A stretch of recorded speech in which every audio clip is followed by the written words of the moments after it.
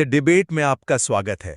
आज हम Michel Foucault के मशहूर साक्षात्कार सत्य और शक्ति इस पर आधारित उनके विचारों की गहराई में उतरेंगे। हाँ, तो हमारे चर्चा का जो मुख्य मुद्दा है वो है समाज में बुद्धिजीवियों की भूमिका क्या है, खासकर जब हम सत्य और शक्ति के बदलते रिश्तों को देखते हैं जैसा फूको ने समझाया है।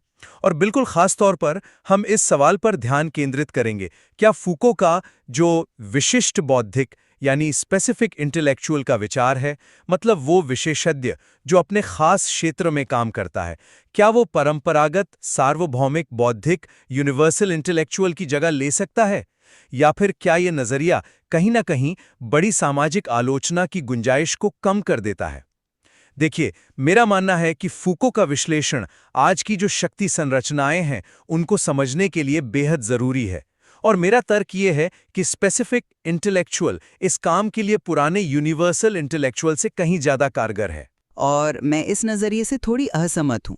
मेरा तर्क ये रहेगा कि विशिष्ट बौद्धिक पर इतना ज़्यादा जोर देने से हम उन व्यापक प्रणालीगत मुद्दों को नज़रअंदाज कर सकते हैं जिन्हें पहले सार्वभौमिक बौद्धिक संबोधित करने की कोशिश करते थे।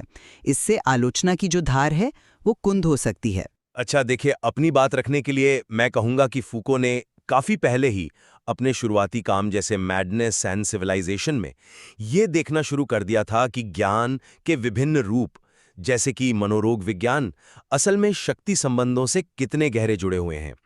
उन्होंने ये सवाल उठाया कि क्या मनोरोग विज्ञान जैसी चीजें सिर्फ ज्ञान की बातें हैं, या ये संस्थाओं, आर्थिक जरूरतों और समाज को नियंत्रित करने के राजनीतिक मुद्दों से जुड़ी हैं। उन्होंने महसूस किया कि 1968 के बाद जो जमीनी स्तर पर संघर्ष उभरे, उन्हें समझने के लिए मार्क्सवाद या फिनोमेनोलॉजी जैसे जो मौजूदा सिद्धांत थे वो नाकाफी थे।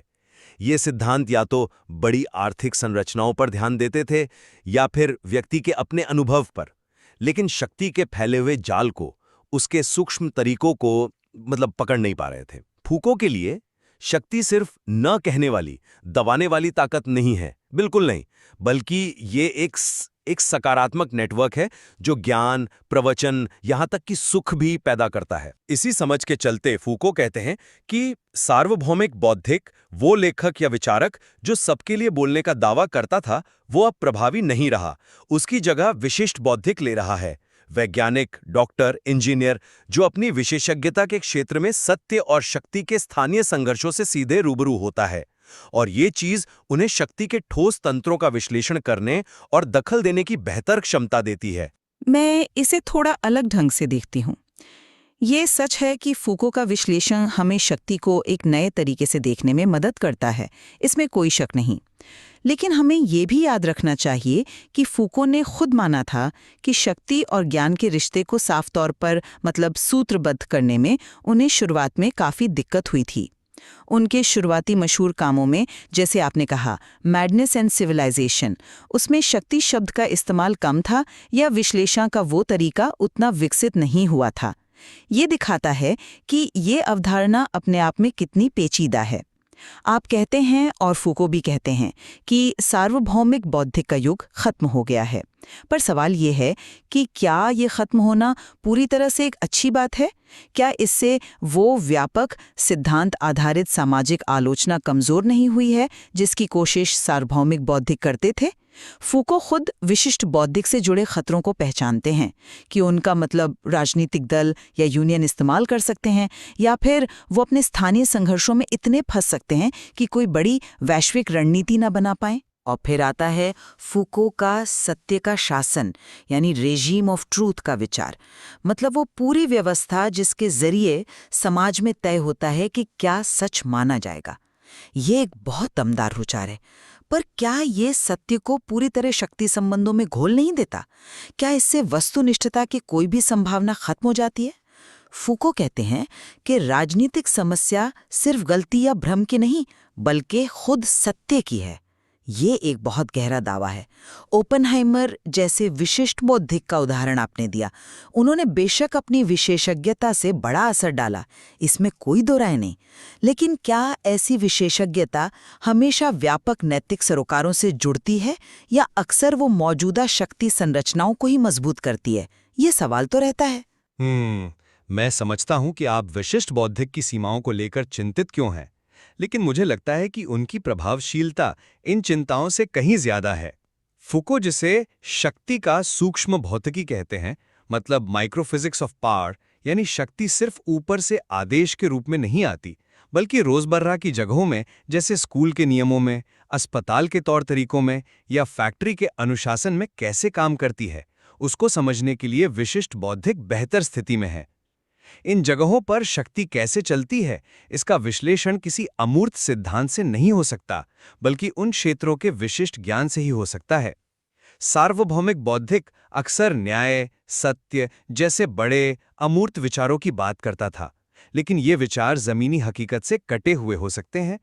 विशिष्ट बौद्धिक उन ठोस समस्याओं और संघर्षों से सीधे जुड़ता है जो उसके काम के दायरे में पैदा होते हैं। ये एक दिलचस्प नुक्ता है, पर मैं इसे अलग तरह से देखती हूँ। हाँ, ये सही है कि विशिष्ट बौद्धिक स्थानीय तंत्रों को शायद बेहतर समझ सकता है, लेकिन क्या यही चीज उसकी सीमा नहीं बन जाती? आप जिसे सूक्ष्म भौतिकी कह रहे हैं, उस पर इतना ज्यादा ध्यान देने से क्या वो उन बड़ी व्यापक संरचनाओं जैसे राज्य की शक्ति है या वैश्विक अर्थव्यवस्था के नियम है, उनको देखने से चूक नहीं जाता? सार्वभौमिक बौद्धिक भले ही फूको के अनुसार अप्रभावी न हो, कम से कम कोशिश तो करता था कि न्याय, समानता जैसे जो सार्वभौमिक मूल्य हैं, उनके लिए आवाज उठाए। क्या विशिष्ट बौद्धिक, जो अपनी विशेषज्ञता के दायरे में बंधा हुआ है, इस तरह की व्यापक नैतिक भूमिका निभा सकता है? क्या वो महज अपने क्षेत्र का एक तकनीकी विशेषज्ञ बनकर नहीं रह जाता, जो बड़ी व्यवस्था पर सवाल ही नहीं उठाता? मुझे नहीं लगता कि ये इतना सीधा है। विशिष्ट बौद्धिक का काम सिर्फ तकनीकी नहीं होता। जब कोई डॉक्टर या मनोचिकित्सक अपने क्षेत्र में ज्ञान और शक्ति के गठजोड़ पर सवाल उठाता है, जैसे किसी बीमारी की परिभाषा कैसे बनी या इलाज के तरीके कैसे तय हुए, तो वो सिर्फ एक स्थानीय मुद्दा नहीं उठा रहा होता। वो उस व्यापक सत्य के शासन, उस रिजीम ऑफ ट्रूथ को चुनौती दे रहा होता है, जिसके तहत समाज में सच और झूठ का फैसला होता है। फूको का ये तर्क कि सत्य शक्ति से अलग नहीं है, बल्कि सत्य का शासन, यानी वो पूरी व्यवस्था जिसमें वैज्ञानिक बातें, संस्थाएं, आर्थिक दबाव वगैरह शामिल हैं, वो शक्ति संबंधों का ही हिस्सा है। ये क्रांतिकारी है। सत्य उन तंत्रों से पैदा होता है जो उसे बनाते हैं, और फिर वो सत्य खुद शक्ति के असर को बढ़ाता है। इस रिश्ते को समझना ही आलोचना का असली आधार है, न कि किसी शुद्ध शक्ति से परे सत्य की तलाश करना। विशिष्ट बौद्धिक इस गठजोड़ को अपनी विशेषज्ञता के भीतर से उजागर कर सकता है, और करता भी है। मैं इस बात से इनकार नहीं कर रही कि सत्य और शक्ति का रिश्ता पेचीदा है, और फुको का विश्लेषण इस पर बहुत महत्वपूर्ण रोशनी डालता है। लेकिन मैं आपके नतीजे से पूरी तरह सहमत नहीं हो पाती हूँ। अगर सत्य पूरी तरह से सत्य के शासन का ही उत्पाद है, जैसा फुको का तर्क लगता है, तो फिर विरोध या आलोचना का आधार क्या बचता है? अगर हर सच का दावा सिर्फ शक्ति का एक असर है, तो क्या हम एक तरह के सापेक्षवाद, रिलेटिविज्म में नहीं फंस जाते, जहां कोई भी दृष्टिकोण दूसरे से बेहतर नहीं, सिवाय इसके कि किसके पीछे ज्यादा ताकत है? ये वाकई एक मुश्किल सवाल है। फुको खुद कहते हैं कि राजनीतिक मसला सत्य का ही है, न कि सिर्फ गलती या विचारधारा का।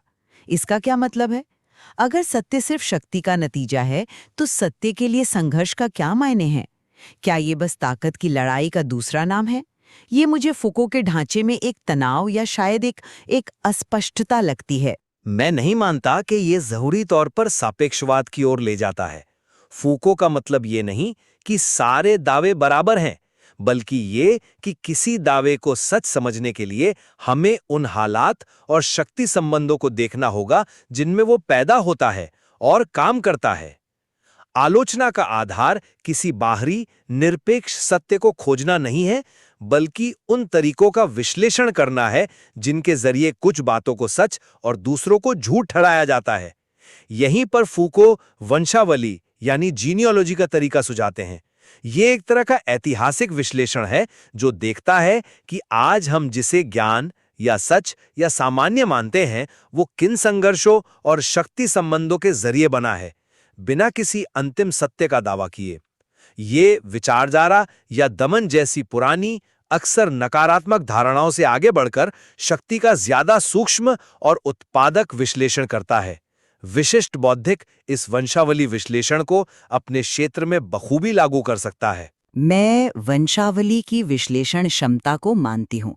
खासकर स्थानीय स्तर पर शक्ति कैसे काम करती है, इसे समझने में ये बहुत कारगर है। लेकिन जैसा मैंने पहले भी कहा, फुको खुद विशिष्ट बौद्धिक के सामने आने वाले खतरों को मानते हैं कि वे बड़ी रणनीतियों से कट सकते हैं या उनका इस्तेमाल हो सकता है। इसके अलावा फुको शक्ति के नेटवर्क और सूक्ष्म भौतिकी पर जोर देते हैं, पर क्या वे राज्य जैसे बड़ी संरचनाओं के विश्लेषण को उतना महत्व देते हैं? वो मानते हैं कि राज्य एक तरह की मेटा पावर या सुपर स्ट्रक्चर की तरह काम करता है, जो बाकी शक्ति नेटवर्कों को सहारा देता है, लेकिन उनका ज्यादातर ध्यान स्थानीय तंत्रों पर ही रहता है। क्या उनका ढांचा राज्य की केंद्रीकृत शक्ति या वैश्विक आर्थिक ताकतों जैसी बड़ी संरचनाओं को समझने के लिए काफी है, या क्या ये विश्लेषण उन स्तरों पर कहीं न कहीं अधूरा रह जाता है? विशिष्ट बौद्धिक इन विशाल संरचनाओं का सामना कैसे कर सकता है, ये सवाल बना रहता है मेरे लिए। अच्छा, तो संक्षेप में कहूं तो फूको हमें बुद्धिजीवियों की भूमिका पर बिल्कुल नए सिरे से सोचने को मजबूर करते हैं। उनका तर्क यह है कि आज के समाज में शक्ति के जो जटिल, फैले हुए और उत्पादक तरीके हैं, उन्हें समझने और चुनौती देने के लिए हमें विशिष्ट ज्ञान और उन स्थानीय संघर्षों पर ध्यान देना होगा जहां शक्ति असल में काम करती है और हमारे जीवन को रूप देती है। सार्वभौमिक बौद्धिक का जो पुराना मॉडल था, वो इन नई हकीकतों के सामने नाकाफी लगता है। और मेरा निष्कर्ष ये है कि फुको बेशक शक्ति के स्थानीय रूपों और ज्ञान के साथ उनके गहरे रिश्तों पर महत्वपूर्ण रोशनी डालते हैं, इसमें कोई शक नहीं। लेकिन विशिष्ट बौद्धिक पर उनका जोर इस बात पर गंभीर सवाल खड़े करता है कि क्या व्यापक आलोचनात्मक नजरिया बचा रह सकता है, और क्या उन सार्वभौमिक मूल्यों या सिद्धांतों की कोई भूमिका बची है जिन्हें शायद पूरी तरह खारिज नहीं किया जाना चाहिए। स्थानीय संघर्षों को बड़ी संरचनाओं से जोड़ने का सवाल, जैसा मैंने कहा, मेरे लिए अभी भी पूरी तरह हल नहीं हुआ है। हाँ, बिल्कुल। विशिष्ट बौद्धिक की क्षमता, खासकर व्यापक सामाजिक बदलाव लाने के संदर्भ में, और सत्य के शासन की अवधारणा के गहरे दार्शनिक मायने, ये ऐसे बिंदु हैं जिन पर हमारी असहमति बनी हुई है और जिन पर यकीनन और सोचने की जरूरत है। बिल्कुल, फुको के विचार बेहद उत्तेजक हैं, इसमें कोई दो राय नहीं। वे हमें मजबूर करते हैं कि हम आज के समाज में बुद्धिजीवियों की बदलती भूमिका, सत्य की उलझी हुई प्रकृति और शक्ति के हर जगह मौजूद असर पर गहराई से सोचें। और यह साक्षात्कार सत्य और शक्ति खुद इन जटिल विचारों की कई और परतें समेटे हुए है, जिन पर और भी चर्चा मुमकिन है।